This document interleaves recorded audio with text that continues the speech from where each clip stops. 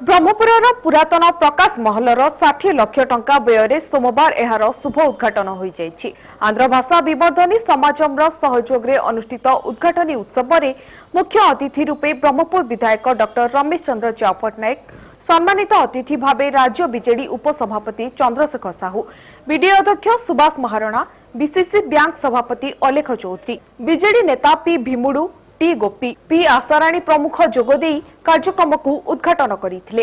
सभापति T Satyanarayan, doctor जे सूर्य राव, आई आनंद Rao, doctor ई जयंती राव, संपादक भी रवि कुमार गुप्ता समेत आंध्र भाषा विवर्धनी समाजम बहु कर्मकर्ता उपस्थित थिले।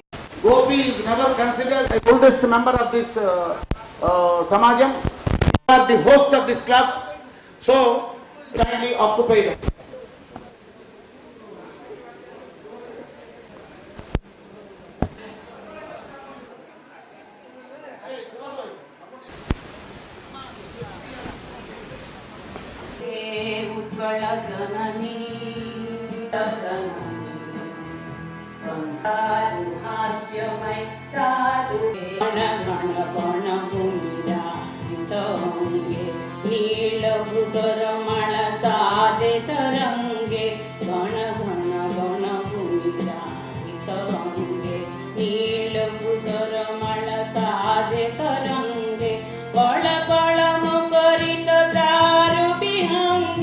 जननी जननी जननी बड़ कलम करी तो दारू पिहंगे जननी